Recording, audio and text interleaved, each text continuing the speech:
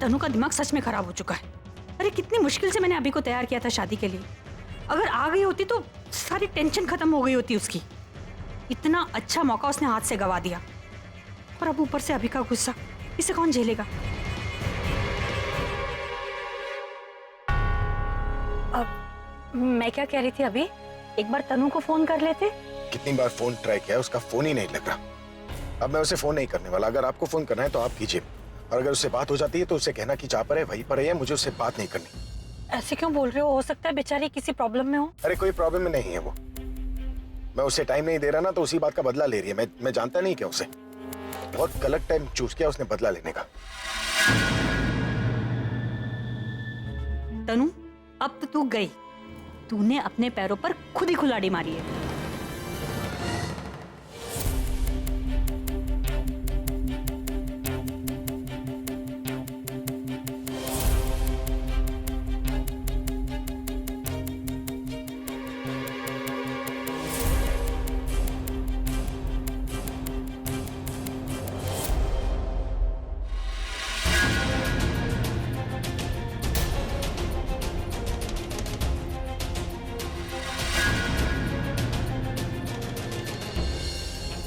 ये आप क्यों छुप रहे हो? अभी आपको पहचानेगा थोड़ी ना।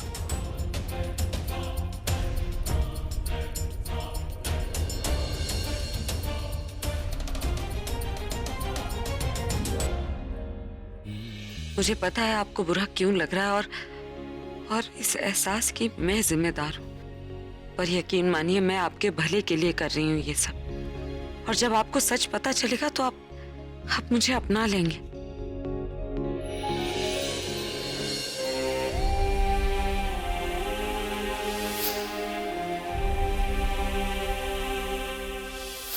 इसकी आंखें मुझे प्रज्ञा जैसी क्यों लग रही है? खुशबू से तेरी यूं ही टकरा गए, चलते चलते देखो ना हम कहाँ आ गए। जन्नते कर यही तू दिखे क्यों नहीं, चाँद सूरज सभी है यहाँ। इंतजार तेरा सदियों से कर रहा, प्यासी बैठी है कब से यहाँ।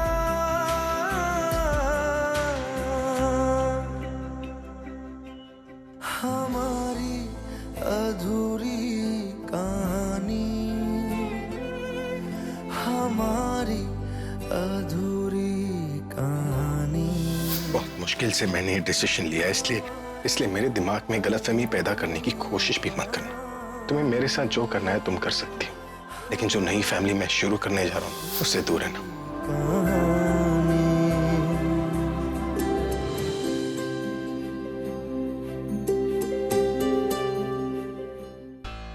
आज मैं चाहकर भी तन्नू से शादी नहीं कर पाया। ये बस एक इत्तेफाक है या कोई और वजह है इसके पीछे? आज अगर आपने तनु से शादी कर ली होती तो मैं खुद को कभी माफ नहीं कर पाती। हे भगवान, प्लीज मेरा साथ देते रहना। अब क्या चाहते हो? क्या प्लानिंग कर रहे हो मेरे खिलाफ? डिसीजन तो ले लिया था ना मैंने, जैसा कि तुम चाहते थे। फिर क्यों नहीं होने दी शादी? काश कि आप भगवान पर यकीन करते तो उनकी मर्जी समझ पाते कि वो हम दोनों को एक साथ देखना चाहते हैं। हम एक दूसरे के लिए ही बने, इसीलिए तो आज तक एक दूसरे के साथ जुड़े हैं। तुमसे अलग होना भी चाहो तो तुम्हारी यादें मेरा साथ नहीं छोड़ती। इन्हीं पुरानी यादों के साथ मैं किसी और के साथ नई जिंदगी कैसे शुरू कर सकता हूँ?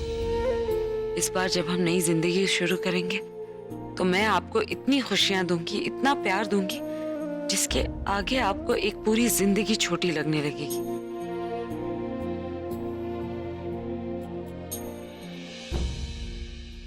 बीजी, कोई फायदा नहीं इनको समझाने का। इनको तो ना टेंशन लेने की पुरानी आदत है। अब प्रज्ञा जब तक घर वापस नहीं आ जाती ना, तब तक ये इसी तरह टेंशन लेती रहेंगी। ये भी नहीं सोचती अगर इनका बीपी बढ़ गया तो प्रज्ञा को कितनी टेंशन होनी है। सरला जी, आप अपनी सेहत क्यों खराब कर रही है? हमारी प्रज्ञा देखना जीत कर आएगी और घर में खुशियां आने वाली हैं। और आप ऐसे आप जो कह रही हूँ बिल्कुल ठीक है, लेकिन अभी अभी तो मैंने बुलबुल को खोया। मेरी बच्ची मुझसे दूर चली गई, मैं उसे वापस नहीं ला सकती। मेरे कानों में उस आदमी की आवाज गूंज रही, बहुत ही खतरनाक आवाज थी। वो मेरी प्रज्ञा को मारना चाहता था। अपनी बच्ची को मैंने अपने से दूर कर दी, दूसरी को भी खो ही दिया था, लेकिन वो वापस आ गई मेरी जिंदगी में। अब मैं उसे नहीं जाने दूंगी, मैं उसे कुछ नहीं होने देना चाहती। मेरा दिल बहुत घबरा रहा है, बहुत घबरा रहा है। मेरी बच्ची को अगर कुछ हो गया ना तो उसे कुछ होए उससे पहले तो मुझे ही कुछ हो जाए। ना बच्ची, ऐसा कुछ नहीं होगा, हमारी बेटी को कुछ नहीं होगा। आप ना रब पे भरोसा करो। मैं ना अभी रब से झगड़ा करके आई हूँ। मैंने बोल दिया उनको, ऑर्डर दिया कि ना मेरा ना आपके और प्रज्ञा के सिवा इस दुनिया में अब कोई नहीं है, इसलिए उन्हें कुछ नहीं होना चाहिए। लेकिन तब तक आपको अपने को संभाल के रखना है, ठीक है? ठीक ही तो कह रही है सरला जी। आप अपने आप को इतना अकेले क्यों समझते हैं? हमारा और आपका परिवार एक ही तो है। और फिर अभी और पूर्व जैसे बेटे हैं आपके, आप फिक्र क्यों करती हैं? नहीं, मैं फिक्र नहीं करती। मुझे पता है कि आपका परिवार हमारा ही परिवार है, और है तो वो दामाद, लेकिन बेटों से बढ़कर है अभी और पूरब मेरे लिए। बल्कि मैं तो रोज भगवान को शुक्रिया अदा करती हूँ कि आपके जैसे परिवार के साथ हमारा परिवार जुड़ा। अब तो वो दिन दूर नहीं है जब खुशियाँ हमारे घर में आ जाएंगी। इन दोनों बच्चों को मिलने दो एक बार, फिर देखना खुशियाँ आएंगी, कभी नहीं जाएंगी। आप दिल छोटा मत करना।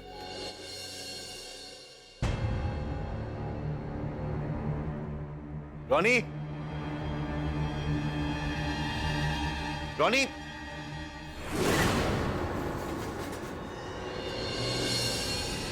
ये आप किसको ले आए? आपको पता है ना प्रज्ञा दी ने क्या कहा था? इस जगह के बारे में हम तीनों के अलावा किसी को मालूम नहीं होना चाहिए। तो पता नहीं आप किसको ले आए हो। तो प्रज्ञा दी किधर है? मैं प्रज्ञा ही हूँ। कि आप एकदम गजब, मैं तो पहचान ही नहीं पाया आपको। तुम क्या घर में कोई नहीं पहचान पाया? इतना शानदार गेटअप जो दिया। अभी बातचीत करने का वक्त नहीं है। देखो, मुझे लगता है तनु किसी भी वक्त यहाँ पहुँचती होगी। हमें अच्छी सी जगह देखकर छिप जाना चाहिए। चलो। क्या हुआ दी? रॉनी देखो, मुझे तुम्हारी मदद की सिर्फ यहीं तक जरूरत थी। अब तुम घर चले जाओ, क्योंकि मैं तुम्हारी जान के साथ कोई रिस्क नहीं लेना चाहती। दी आप क्या बोल रही हैं? आप लोग अपनी जान तो खतरे में डाल रहे हो और मुझे बोल रहे हो कि मैं चला जाऊं? रॉनी प्लीज मेरी बात समझने की कोशिश करो। पहले ही मुझे कुछ नहीं समझना है। मैंने पहले भी कहा था ना आपसे कि मैं आपको अपनी सगी बहन से भी ज्यादा मानता हूँ। इसलिए आप मुझे अपना भाई मानो या अपना पिए, मैं अपनी ड्यूटी निभाऊंगा और आपको हर खतरे से दूर रखूंगा। और ये ड्यूटी तब तक निभाता रहूंगा जब तक कि मैं आपको जीतता हुआ ना देख। बस पूरा तुम ही समझाओ कुछ इसे। रॉनी देखो, तुम प्रगति के लिए कुछ करना चाहते हो तो ठीक है, तुम्हें कुछ करना होगा, पर याद रखना उसमें तुम्हारी जान को खतरा होगा। तुम्हें मंजूर है? अरे सर बोलिए ना, आप क्या करना है? अरे मैं तो कोई भी खतरनाक काम करने को तैयार हूं। हाँ,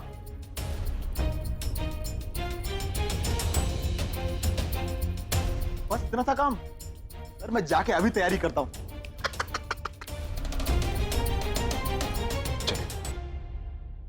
तनु, तनु, तनु, क्या हुआ पुत्र, इतना गुस्से में क्यों है? आप लोगों में से किसी ने तनु को देखा? जीजू, मैंने उन्हें बाहर जाते हुए देखा था और शायद अभी तक वो वापस नहीं आई है। हाँ पुत्र, मैंने भी बहुत देर से उसे देखा नहीं है। हाँ, मैंने भी कुछ देर पहले उसे जाते हुए देखा था। कुछ जल्दी में थी वो। पर बेटा हुआ क्या है?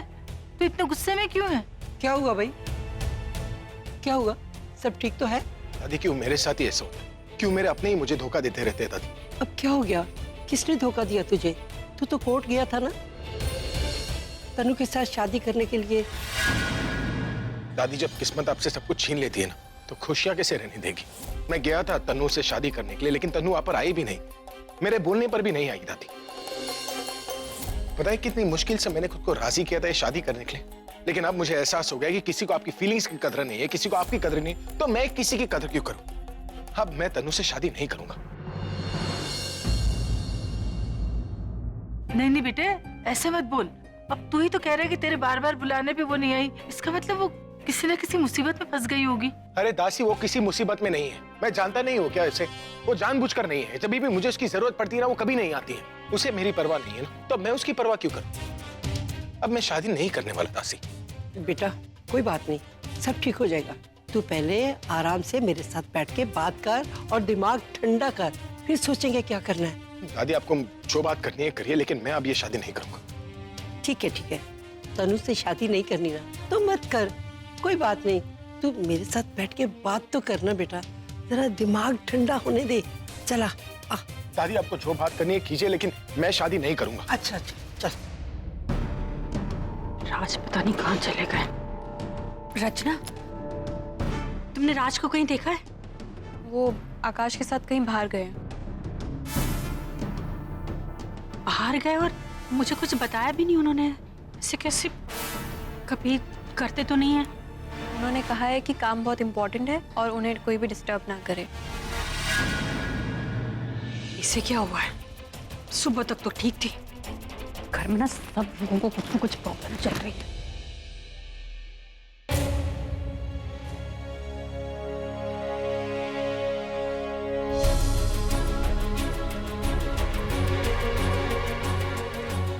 ये कैसी अजीब जगह बुलाया है? वो वॉचमैन है या कोई गैंगस्टर? ऐसी अजीब जगह तो वही लोग बुलाते हैं ना। पर वो है कहाँ? मुझे बुलाकर खुद नहीं आया, और लेके आना था तो मुझे बता देता ना। अभी से तो मिल के आती। वहाँ वो अपसेट हो रहा होगा। क्या करूं?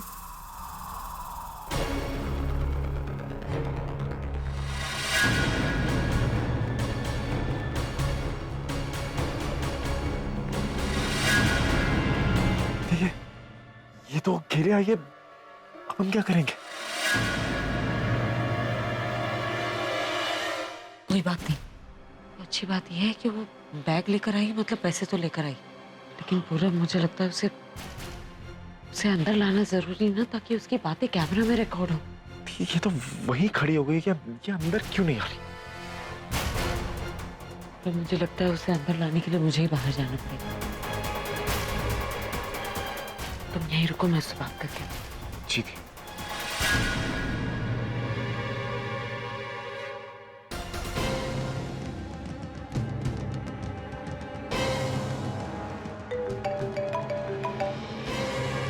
हेलो, कहाँ हो तुम?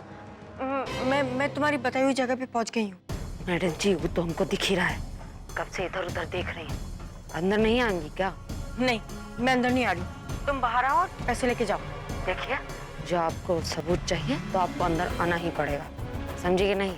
नहीं, मैं अंदर नहीं आ रही। देखिए, हम तो बाहर नहीं आने वाले, अंदर तो आपको ही आना पड़ेगा। और हाँ, आपके साथ कोई और भी आने वाला है। तुमसे मतलब ये कि अगर आपके साथ भी कोई और आने वाला है तो उसको भी अंदर भेज दीजिए। तुम मुझ पे नजर रखे हुए हो? देखिए, अंदर तो आपको आना ही पड़ेगा, क्योंकि आपके पास कोई और रास्ता नहीं। तो मैडम जी, अंदर आइए, सबूत ले जाइए, हमको पैसा दे जाइए। आप जो नहीं आई तो हम समझेंगे कि डील आपने कैंसिल कर दिया। और ये तो आप भी जानती है ना, जो आपके साथ डील कैंसिल हुआ तो जाएगी किधर? देखो, मैं तुम्हें पैसे देने आई हूँ, तो पैसे लेके सारे सबूत मुझे देके जाओ। मैं अंदर नहीं आ रही। ठीक है, आपको गुस्सा करना है, बाहर ही खड़े रहना, खड़े रहिए। जब थक जाएंगी तो चले जाइएगा। देखो, तुम बात बात पे मुझे ऐसे ब्लैकमेल नहीं कर सकते। मैंने कहा ना, मैं अंदर नहीं आ रही तो मतलब नहीं आ रही हूँ। हमारा काम था आपको बताना, सो बता दी, बाकी आपकी मर्जी।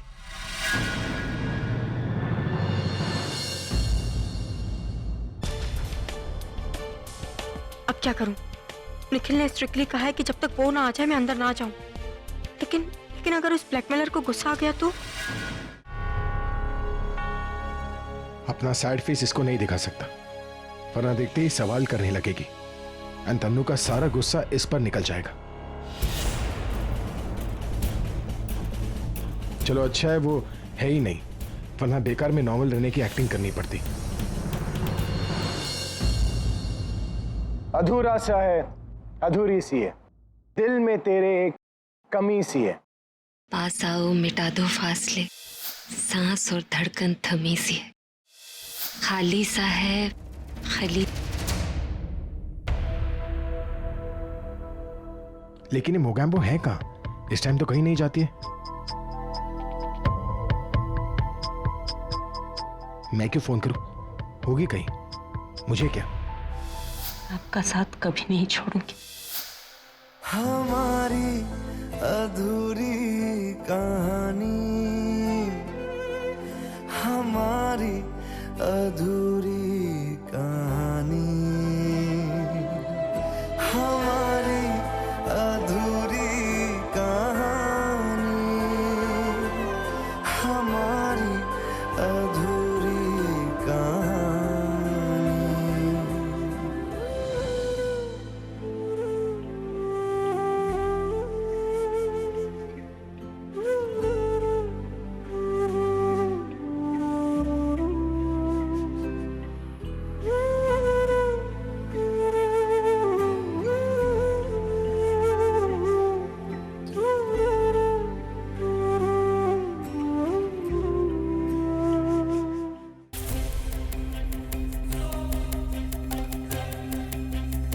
क्या बात है, ये अंदर क्यों नहीं आ रही?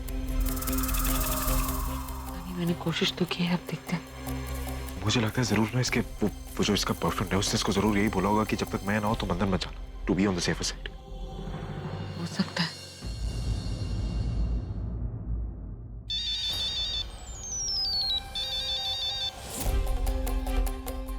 ये मुझे क्यों फोन कर रहे हैं? शायद उदास होंगे और अकेले भी। बात कर लेती हूँ वरना और उदास हो जाएंगे। पूरब सुनो, इनका फोन है, मैं इनसे बात करके आती हूँ। यहाँ बात करूंगी तो कहीं तनु ना सुन ले। लेकिन तुम टेंशन मत लो, वो जरूर अपने बॉयफ्रेंड का इंतजार कर रही है। वो यहाँ से कभी नहीं जाएगी। ठीक है, आराम से जा। हाँ।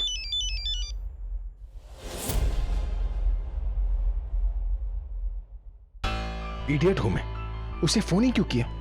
प्रॉब्लम तेरी है, तकलीफ में तू है, किसी और को क्या पड़ी है जो तेरी फीलिंग शेयर करे?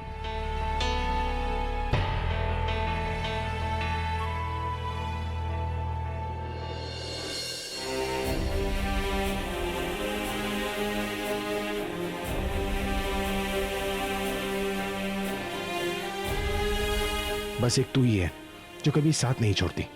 जब चाहो तू मेरे पास चली आती है, तुझे मुंह लगाते ही सारी टेंशन चली जाती है। तो आज भी कुछ ऐसा कर दे कि टेंशन के साथ साथ दिल से किसी और की यादें भी चली जाएं।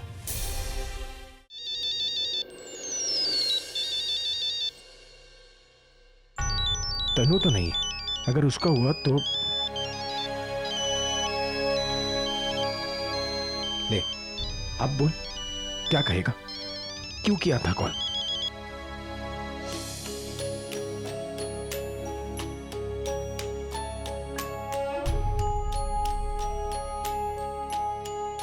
देखिए, मैं जानती हूँ आप फोन आंसर कर चुके हैं और कुछ बोल नहीं रहे। पता है तो क्या तुम्हें अवार्ड दूं कि तुम इतनी इंटेलिजेंट हो? जी नहीं, उसकी जरूरत नहीं है। बस ये बताइए आपने फोन क्यों किया था? मैंने कब फोन किया? मैंने कोई फोन नहीं किया है। अभी थोड़ी देर पहले। वो मैंने फोन नहीं किया है। आजकल ये फोन में सब टच स्क्रीन है ना, तो अपने आप किसी का नंबर लग जाता है। अच्छा, आपने मेरा नंबर खोल के रखा होगा इसीलिए टच हो गया ना? अरे वो मैं किसी और को फोन लगा रहा था, प्रकाश को। अब प्रकाश और प्रज्ञा में प्र तो सेम ही है ना, तो फोन तुम्हें लग गया। इसमें मेरी क्या गलती? जो भी हो, आपका फोन आपसे कहीं ज्यादा स्मार्ट है। आपको बात किसी और से करनी थी और फोन मुझे लगा दिया। हेलो, स्मार्ट नहीं, बेवकूफ है मेरा फोन। क्योंकि अगर स्मार्ट होता ना तो तुम्हारे नंबर को ब्लॉक कर दिया होता, जैसे मैंने तुम्हें अपनी लाइफ से ब्लॉक कर दिया है। उसे पता होना चाहिए था कि इस वक्त मुझे तुमसे बिल्कुल बात नहीं करनी। इसका मतलब आप अकेले भी हैं और परेशान भी। हेलो, सॉरी, मैं अकेला हूँ लेकिन परेशान बिल्कुल नहीं हूँ। मैं जहाँ भी हूँ बहुत खुश हूँ कि तुम मेरे आसपास नहीं हो मुझे डिस्टर्ब करने के लिए। और तुम जहाँ भी हो ना, रात भर वही रहना, मैं तुम्हारी शक्ल तक नहीं देखना चाहता। वैसे मैं आपकी मदद कर सकती हूँ, क्योंकि मुझे एग्जैक्टली पता है कि इस सिचुएशन में क्या करना चाहिए। कैसी सिचुएशन? मतलब जब बहुत गुस्सा आ रहा हो लेकिन गुस्सा निकालने के लिए कोई ना, प्यार आ रहा हो लेकिन प्यार जताने के लिए कोई ना, मतलब अकेले रहने का भी मन करे और मन करे किसी का इंतजार भी कर ले। हाँ, बताओ ना क्या करना चाहिए? एक शर्त पे बताऊंगी, मैं जो भी कहूँ आपको मानना पड़ेगा। जल्दी बताओ, मैं ऐसे ही करूंगा वरना मैं पागल हो जाऊंगा। ऐसे सिचुएशन में ना संता बंता के जोक सुनने चाहिए। What?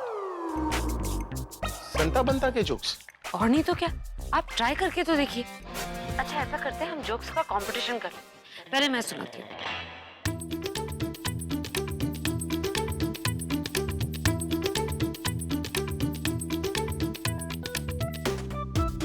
ये कोई जोक थोड़ी ना हुआ है। तुम जोक सुनना चाहती हो तो मेरा जोक सुनो।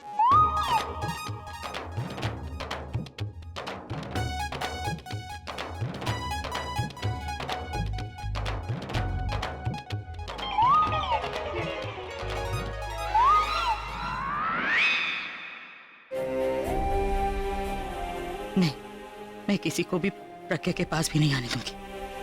एक तो पहले ही बुलबुल मुझे छोड़कर चली गई है और फिर प्रज्ञा को भी मैं मरने के लिए छोड़ दूंगी। नहीं, उसे कुछ हो गया तो मैं क्या करूंगी? किसी को कोई फर्क नहीं पड़ेगा, लोग 4 दिन शोक मनाएंगे और भूल जाएंगे, पर मैं ऐसा नहीं होने दूंगी। मैं अपनी बच्ची को किसी और के सहारे छोड़कर उसे खो नहीं सकती। मैं इसी वक्त उसके पास जाऊंगी और उसे घर लेकर आऊंगी। प्रकृति एकदम सही कह रही। तन्नू उसी आदमी का वेट कर रही है जो उसके बच्चे का बाप।